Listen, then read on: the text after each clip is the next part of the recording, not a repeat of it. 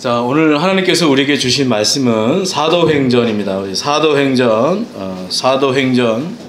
12장, 사도행전 12장 1절에서 우리 12절까지 10절까지 1절에서 10절까지 우리 하나님 말씀 보겠습니다. 사도행전 12장 1절에서 10절까지 우리 하나님 말씀 보겠습니다.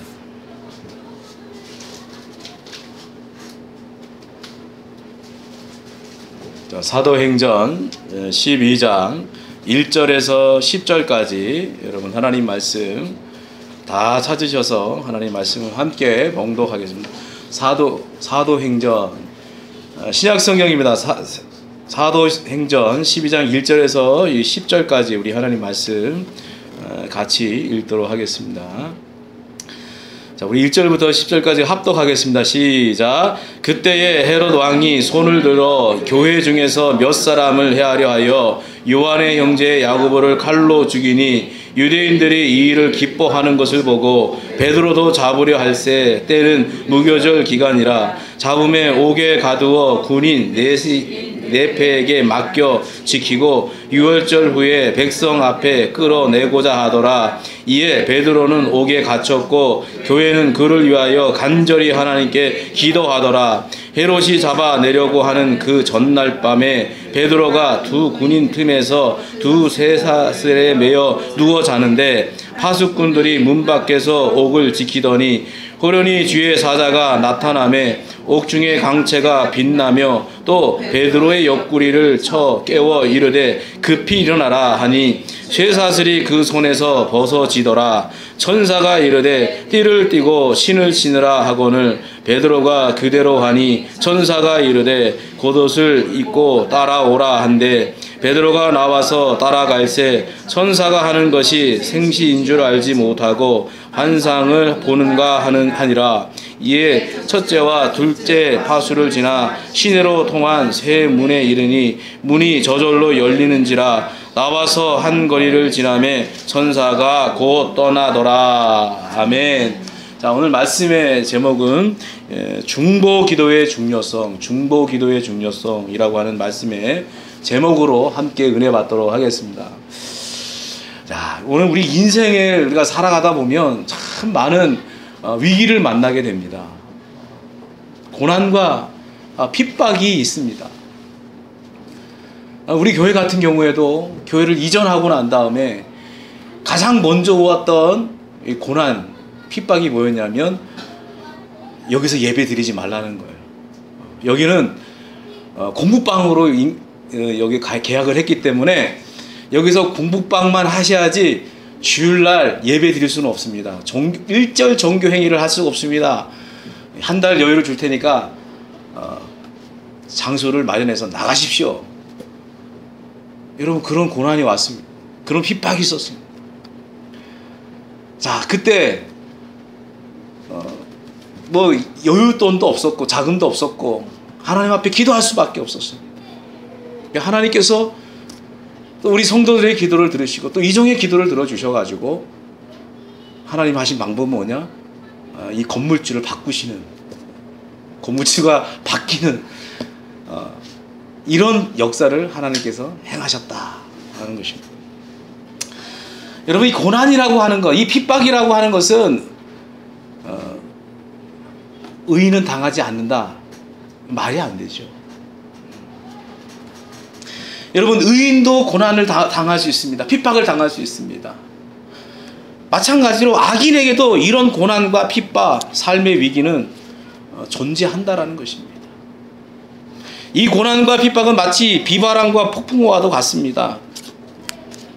우리가 그렇게 많이 표현을 하잖아요. 근데 한번 생각해 보시기 바랍니다. 햇볕이 쬐이고 날이 좋은 것이 사실 좋은 것 같지만 계속 여러분 만약에 햇빛만 계속 내리찐다고 한번 생각해 보시기 바랍니다. 지금이 사실 그렇잖아요.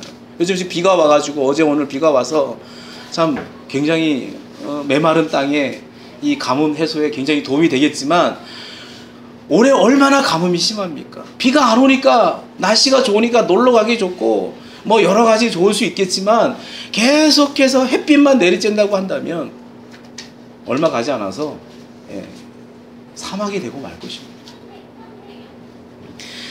그래서 때에 따라서 폭풍도 필요하고 비바람도 필요하다라는 것입니다. 이게 뭡니까? 우리의 인생조차도 마찬가지라는 거예요. 때로는 폭풍과 와야 되고 비바람이 쳐야 된다라는 것입니다.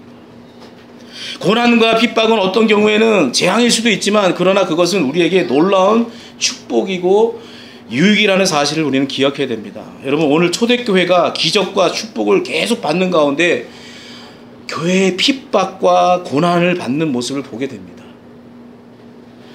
자, 여기에 우리가 이제 읽은 이 말씀에 보면 헤롯 왕이라고 하는 사람이 등장합니다. 이 헤롯 왕은 당시 예수님을 십자가에 못 박게 했던 그 헤롯 왕이 아닙니다. 그의 조카 헤롯인데 헤롯이라고 하는 이름을 이제 계속 쓰는 거죠. 근데 이 헤롯이 교회를 핍박하고 예수님의 제자인 야고보를 칼로 죽이는 그런 이 악행을 저지릅니다. 예수님의 그 12제자 중 사도 요한만은 빼고 나머지는 모두 순교를 당하게 됩니다. 여러분, 예수님을 잘 섬기는 사람들 가운데 이 땅에서 뭔가 잘 되고 형통하고 뭔가 잘 풀릴 것 같지만, 여러분, 예수님의 12제자 가운데 예수님의 제자라고 한다면 얼마나 예수님을 잘 믿고 따랐던 사람들입니까? 그런데 사도 요한만 빼고 모든 제자들이 다 순교를 당하게 됩니다. 오늘 보십시오. 야고보도 칼에 죽습니다. 우리는 가끔 이런 질문을 받습니다. 왜 하나님의 교회가 핍박을 받는가? 왜 의인들이 순교를 당하는가? 우리들의 일반적인 생각으로는 의인들은 고난을 받지 않아야 됩니다. 하나님의 교회가 왜 핍박을 받아야 하는가? 하나님의 교회는 뭔가 하나님께서 보호하시고 하나님께서 지켜주시고 하나님 축복해 주시기 때문에 날마다 어떤 문제도 있어서는 안 돼요. 우리가 일반적으로 그렇게 생각합니다. 핍박을 받아야 될 사람이 있다면 누굽니까? 우리가 생각할 때 악인들이라는 거야. 악인들. 못된 사람들, 마귀의 자식들, 지옥의 땔감으로 쓰여질 정말 하나님도 섬기지 않는 이런 자들이 그야말로 핍박을 받아야 되고 고난을 받아야 되는데 세상은 그렇지 않다라는 것입니다. 성경에도 이런 질문들이 많이 있습니다. 왜 악인들이 득세를 하는가? 여러분, 우리도 지금 보세요. 우리 한번 주변을 보시기 바랍니다. 악인들이 더 잘 사는 것 같아요. 악인들이 더 떵떵거리고 막 불의를 행하는 사람, 불법을 행하는 자들이 더 잘 되는 것 같아요. 그렇습니다. 이 세상은 경건하게 사는 사람에게도, 진실하게 살아보려고 하는 사람에게도 고난과 핍박은 따르게 되어 있다라는 것입니다. 어떻게 보면 되게 좀 이해가 되지 않는 부분이에요. 근데 우리가 한번 생각해 보십시오. 여러분, 하나님께서 저 빛나는 태양을 의로운 자들에게만 비추지 않고 악인들에게도 주었고, 비를 의인들에게만 내려주시는 것이 아니라 악인들에게도 동일하게 내려주신다라는 것입니다. 이것을 신학적인 용어로 일반 은총이라고 해요.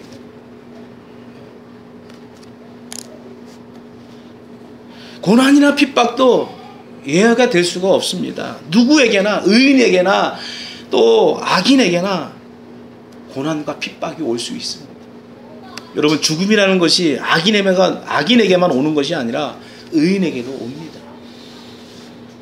그렇다면 무엇이 문제입니까? 우리가 세상에서 고난과 핍박을 받을 때 그것이 왜 내게 왔느냐라고 하는 것이 문제가 아니라, 고난과 핍박, 내가 원치 않는 사건을 만났을 때 그것을 내가 어떻게 맞이하느냐, 이것이 문제라는 것입니다.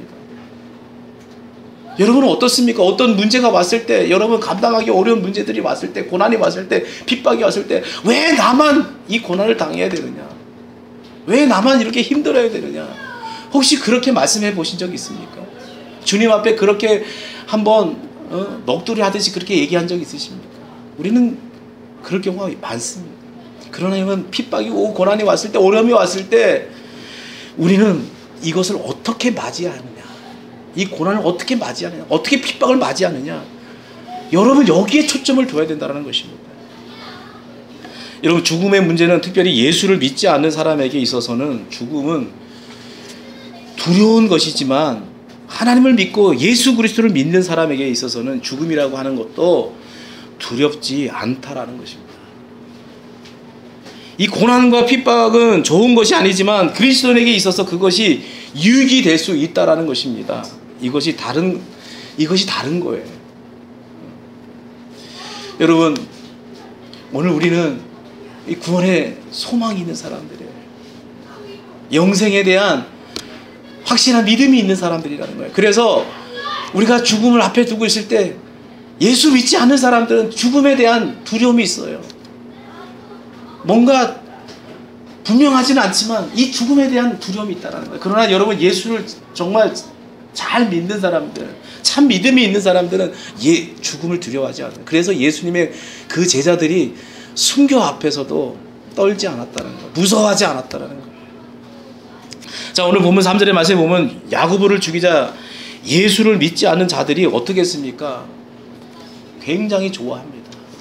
여러분, 세상 사람들은요, 교회가 안 되면요, 교회가 막 뭔가 잘못된 일을 하고 막 교회가 뭔가 이렇게 더 쪼그라들고 막 이런 거 보면요, 교회가 그 세상 사람들은 막 회개를 막 합니다. 회개를 불러요. 막 좋아한다라는 것입니다. 오늘 보세요. 야고보가 죽자 예수 믿지 않는 자들이 그렇게 좋아할 수가 없습니다. 그래서 헤롯은요, 이제는 베드로까지 잡아서 죽인다라고 지금 공포를 하고 있는 거예요.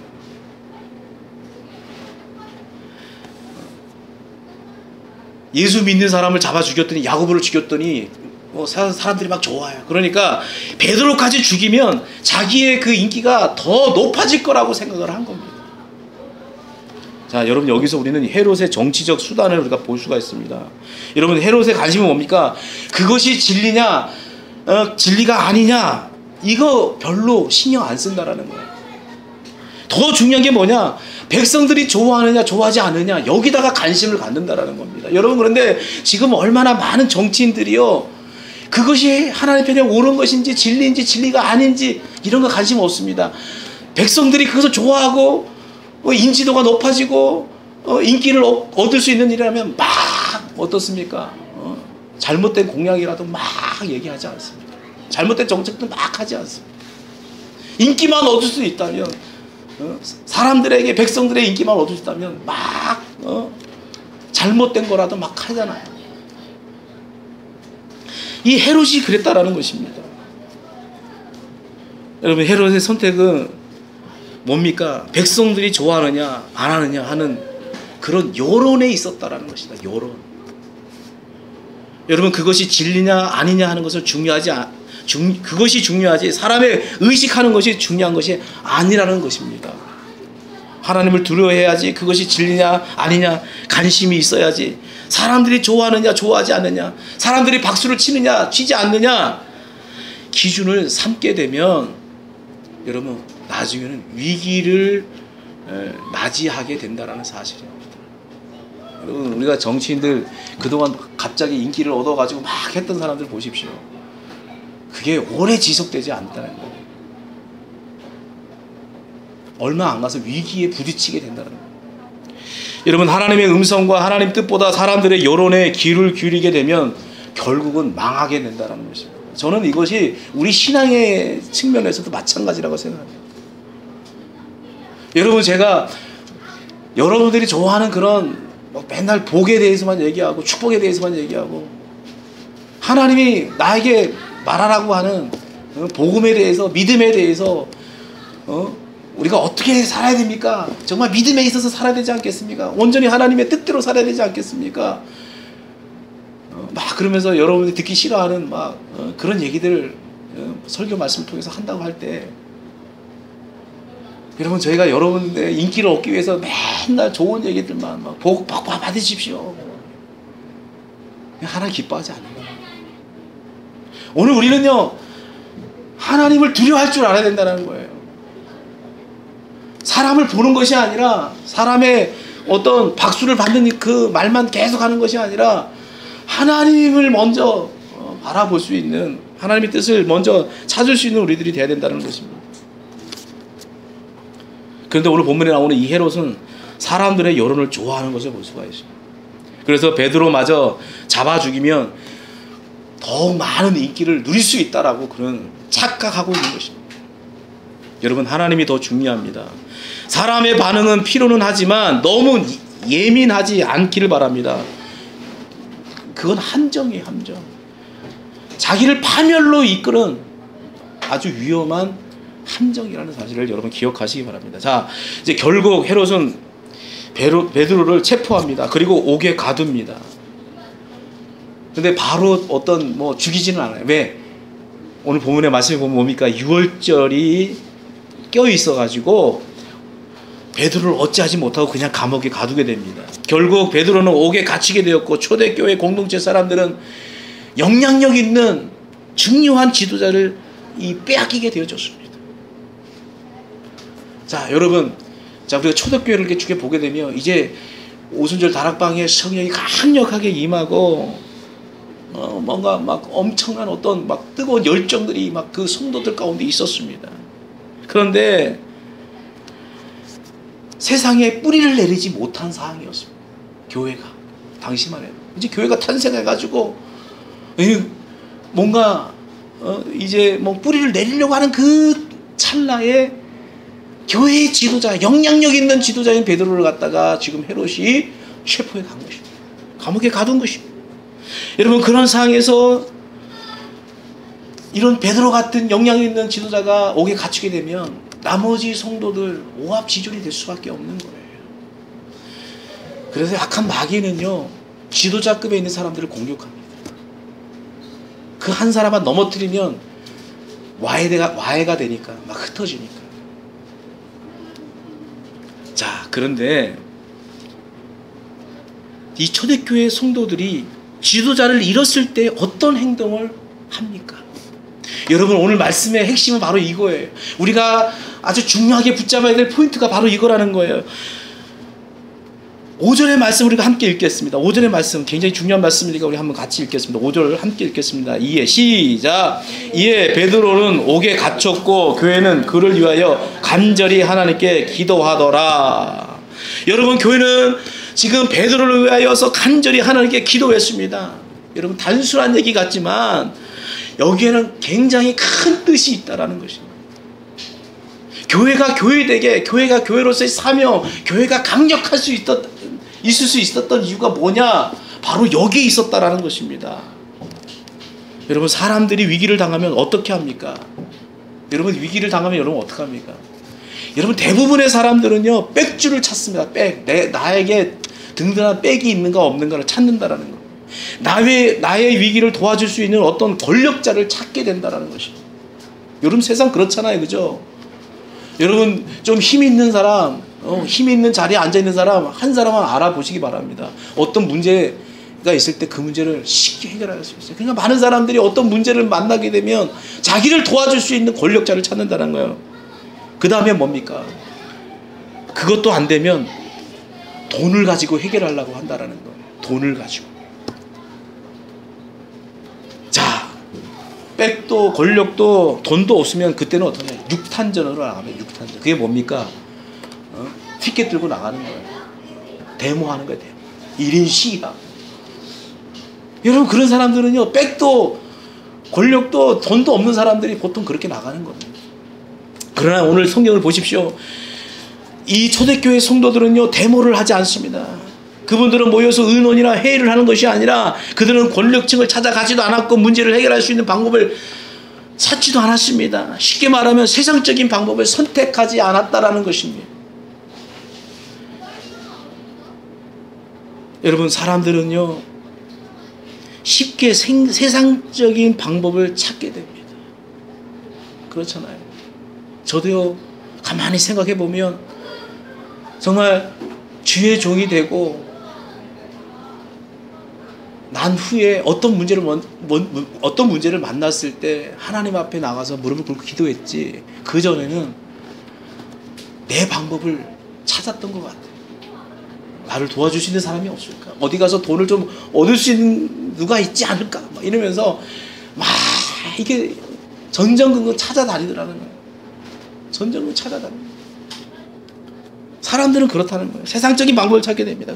그러나 오늘 이 본문에 나오는 초대교회 사람들은 무엇을 했습니까? 이 성도들은 무엇을 했습니까? 그들은 하나님 앞에 나갔던 것입니다. 베드로가 옥에 갇혔을 때 세상적인 방법을 구하지 않고 베드로를 위해서 간절히 기도했습니다. 그 기도가 무슨 기도라고요? 우리는 중보 기도라고 얘기를 합니다. 중보 기도.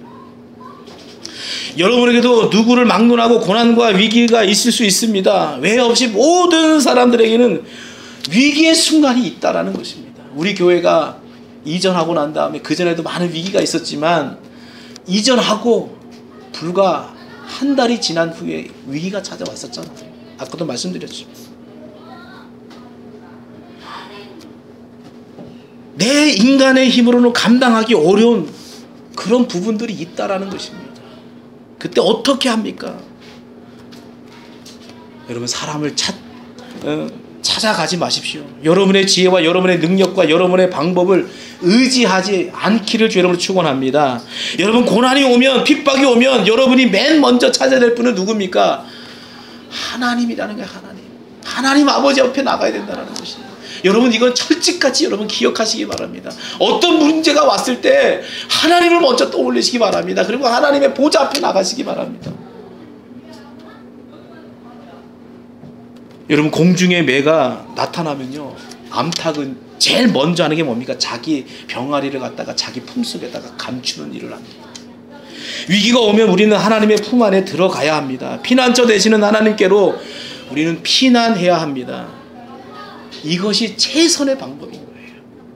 문제를 만났다, 위기를 만났다, 우리는 하나님의 그 넓으신 품 안에 우리는 들어가야 되는 거예요. 그게 주님의 그 하나님의 그 피난처가 가장 안전한 곳입니다. 여러분, 하나님은 피난처이십니다. 모든 인생의 진정한 피난처이십니다. 여러분이 어려움을 겪고 있을 때, 위기를 당하고 있을 때, 핍박을 당할 때, 억울한 일을 당하고 있을 때 여러분이 맨 먼저 찾아야 될 분은 여러분 자신도 아니고 여러분 주변에 있는 권력도 돈도 아닌 것입니다. 하나님께서 여러분의 피난처가 되어주시는 것입니다. 하나님을 찾으시기 바랍니다. 하나님의 응답을 구하시기 바랍니다. 여러분이 하나님의 품 안에 있게 되면 여러분 평안을 누리게 되어집니다. 다시 한번 말씀드립니다. 하나님께 피하시기 바랍니다. 그 다음에 하나님 앞에 와서 어떻게 해야 합니까? 간단합니다. 뭡니까? 하나님께 매달려야 된다는 거예요. 매달려야 된다는 거예요. 그게 뭡니까? 기도의 기도. 베드로를 빼앗긴 초대교회 성도들은 오순절 날에 했던 것처럼 힘을 다해서 기도했던 것입니다. 여러분, 기적은 언제 일어나는지 아십니까? 교회가 연합하여 기도할 때에 여러분 기적은 일어나는 것입니다. 교회가 위기를 만났어요. 우리 교회가 위기를 만났습니다. 여기서 예배 드리지 말라는 거예요. 그런데 그때 어땠냐면 저도 새벽에 나와서 기도하고 또 우리 권사님을 중심으로 해가지고 우리 집사님들이 또 저녁에 물론 다른 기도 제목도 있었지만 또 이곳에 와서 기도를 했었어요. 거의 한 달간 기도를 했어요. 야, 저는 하나님의 응답을 분명히 하셨다고 저는 믿습니다. 교회가 연합해서 기도할 때 기적은 일어나는 거예요. 그걸 우리가 합심기도라고 얘기를 합니다. 중보기도라고 얘기하는 것입니다. 여러분, 아무리 좋은 계획을 세워놓아도 기도하지 않는데 무슨 역사가 일어나겠습니까? 여러분, 기도하는 곳에 성령이 역사하십니다. 기도하는 곳에 불이 임합니다. 기도하면 영이 새로워지는 것입니다. 기도하면 모든 위기가 사라지는 그런 경험을 우리가 하게 되는 것입니다. 여러분, 다시 한번 기도하는 믿음을 가지시기를 주님을 축원합니다. 기도만이 유일한 길입니다. 내가 하나님을 믿는다고 하는 것은 항상 하나님만을 생각하는 것이요, 그와 대화하는 것입니다. 여러분, 하나님과 대화하는 것이 바로 기도요, 찬송인 것입니다. 하나님을 향한 대화인 기도와 찬송이 여러분의 입술에서 끊어지지 않기를 주님을 축원합니다. 삶 속에서 끊어지지 않기를 주의 이름으로 축원합니다. 오늘 본문의 이 성도들은 베드로를 위해서 기도했습니다. 여러분, 이 성도들이 했던 기도의 특징이 무엇입니까? 그것은 다른 사람을 위한 기도라는 점입니다. 다른 사람을 위한 기도. 우리가 남을 위해 기도하면 하나님께서 누구를 축복하는지 아십니까? 나를 축복해 주시는 것입니다. 분명히 내가 다른 사람을, 교회를 위해서 기도했는데, 내가 다른 사람을 축복하면서 기도했는데 축복은 바로 나에게 주시더라는 것입니다. 내가 다른 사람의 문제를 가지고 하나님 앞에 나가서 씨름하면서 기도하면 하나님은 내 문제를 해결해 주신다는 것입니다. 그런데 어리석은 사람들은 항상 자기 것만을 생각한다는 거예요. 자기를 벗어나지를 못하는 거예요. 그러니 하나님은 오늘 우리를 향해서 이렇게 말씀하실 것입니다. 야, 좀 남 좀 생각해라. 좀 너 자신을 좀 벗어나 보아라. 그렇게 말씀하지 않겠습니까? 여러분, 마음을 좀 넓히시기 바랍니다. 성경에 계속해서 우리에게 주님께서 하시는 말씀이 내 지경을 넓히라 이렇게 말씀하시는 것처럼 내 마음을 넓히라는 거예요. 그냥 자기 문제, 자기 기도 제목만 구하지 말고 여러분, 다른 사람을 위해서, 남을 위해서, 교회를 위해서 여러분 기도할 수 있는 사람이 되시기 바랍니다. 그럴 때 하나님 축복하시고 여러 문제를 해결해 주시는 것입니다. 모든 사람을 위한 중보자가 되시기 바랍니다. 그런데 놀라운 사실은 바로 이 중보의 기도가 응답되었다는 거예요. 여러분 6절의 말씀을 한번 보시기 바랍니다. 6절에 뭐라고 말씀하고 있습니다. 헤롯이 잡아내려고 하는 전날 밤에, 헤롯이 잡아내려고 하는 전날 밤에, 여러분 기도는요 언제 이루어집니까? 오늘 성경의 말씀을 보니까 전날 밤에 이루어진다. 전날 밤에. 좀 이틀 전이나 3일 전이나 기도하면 즉시 이루어지면 좋겠는데 하나님은요 전날 밤에 기도를 응답하시더라는 것입니다. 시간 때문에 여러분 고민하지 마시기 바랍니다. 여러분의 시간대에 오지 않습니다. 하나님 때에, 하나님 시간에 응답하신다는 것입니다. 늦지 않게 응답하신다는 얘기예요. 여러분 기도의 응답은 전날 밤입니다. 여러분 여리고성은 6바퀴 돌 때까지는 아무 소식이 없었습니다. 그런데 순종하고 7바퀴 도는 그 순간에 여리고성이 와르르 무너졌다는 것입니다. 여러분 또 어떤 기적이 있었습니까? 나아만 장군이 7번 강물에 들어갔을 때 6번째 그 강물에 들어가실 때는요 하나도 나아지는 게 없었어요. 문둥병이 고침을 받지 못했어요. 그런데 7번째 들어가는 순간에 그 문둥병이 깨끗이 치유를 받았다는 것입니다. 기도의 사인은 없고 내 생각대로 이루어지지 않을지라도 여러분 걱정하지 마시기 바랍니다. 전날 밤에 이루어진다는 것입니다. 여러분 엘리야가 기도할 때 6번째까지도 하늘의 변화가 전혀 없었어요. 이스라엘이 3년 6개월 동안 비가 오지 않아서 가뭄이 들어가지고 다 말라 죽는 상황이었어요. 근데 하나님의 종 엘리야가 무릎 사이에 자기의 머리를 넣고는 기도를 했습니다. 그때 6번 기도를 했음에도 불구하고 어떤 변화도 없었어요. 그런데 7번째 기도할 때에 저 멀리서부터 조그만 구름이 오기 시작하는 거예요. 그리고는 비가 내림으로 하나님이 응답하셨다는 것입니다. 여러분 지금 이루어지지 않았다 하더라도 하나님 그렇게 기도했는데요. 그러나 여러분 걱정하지 마시기 바랍니다. 하나님 때에 이루어지는 줄 믿으시기 바랍니다. 반드시 기도는 응답되는 거예요. 베드로는 두 군사의 틈에 누워 있습니다. 잠을 자는데 두 군사가 옆에서 베드로를 지키느냐고 옆에서 자고 있습니다. 도망가지 못하게. 두 쇠사슬을 메어 있습니다. 그리고 밖에는 파수꾼이 베드로를 지키고 있습니다. 이 얘기는 무슨 얘기인지 아세요? 다시 말해서 베드로는 탈출하기가 불가능하다는 것을 설명하고 있는 거예요. 성경에서. 베드로는 절대 그 감옥에서 나올 수가 없어요. 나올 수가 없어요. 여러분 가끔 우리들이 살아가는 이 세상에서 내 힘으로 절대 이길 수 없는 불가능한 일을 보게 됩니다. 하나님 뜻대로 순종했는데 문제가 해결이 되지 않을 때가 있어요. 여러분 그때 있잖아요. 나 하나님 기도했는데 내가 하나님 시킨 대로 정말 기도했는데 하나님 기도 응답이 없습니다. 안 돼요. 해결이 안 돼요. 여러분 모세가 한번 보세요. 모세 대단한 사람 아닙니까? 대단한 그 권능을 갖고 있는 사람이었어요. 하나님의 인도하신 대로 갔습니다. 갔더니 어디입니까? 홍해였어요. 홍해.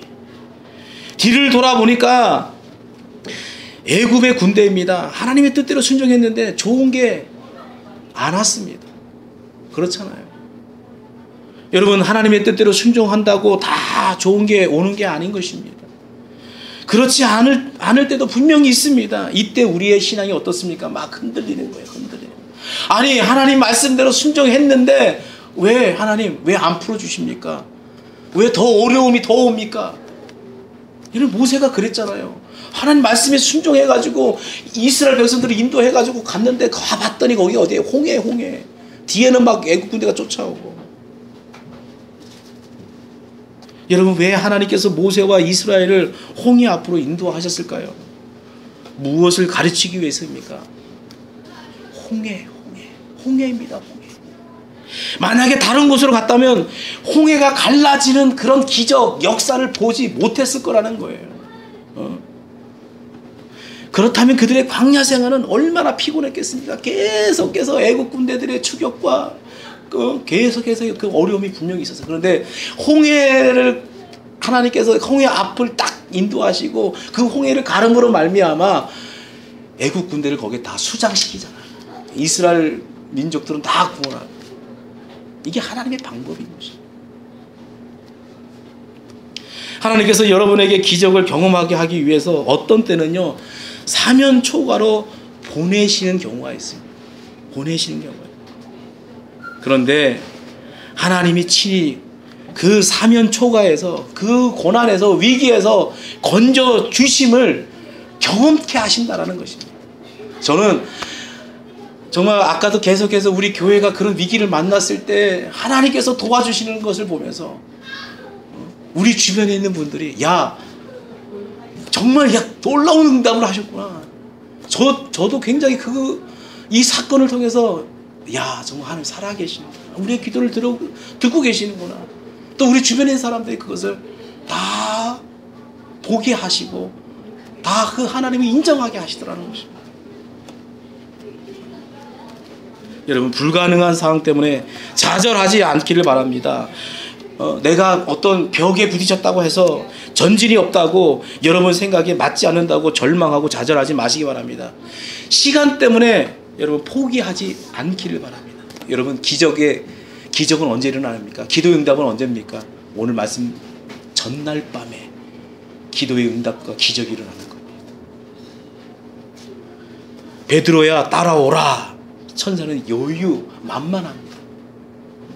우리 같았으면 급해서 다 버리고 갈 텐데 천사는요 오늘 본문에 보게 되면 뭡니까? 띠도 가져오고 신도 가져오고 고도까지 챙기라고 그렇게 말합니다. 여러분 하나님의 역사는요 정말 어떻게 보면 여유가 있고 평안하게 일들이 이루어지는 것입니다. 하나님의 천사가 우리와 함께 있음을 하나님께 감사하시기 바랍니다. 우리를 보호하고 계십니다. 베드로마저 이 일이 꿈이냐 생시냐 꿈을 꾸는 것 같다라고 본문에 얘기하고 있지 않습니까?